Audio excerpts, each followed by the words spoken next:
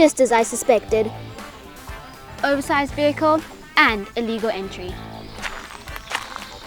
You know what I like doing on the weekends in Mbale?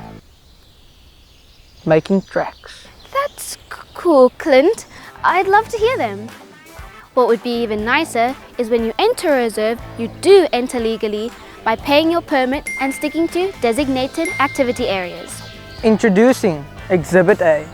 Your permit fee might be a couple of bucks, but this little guy helps us continue our conservation work, helps us maintain natural order, and turns the reserve into your own private funland.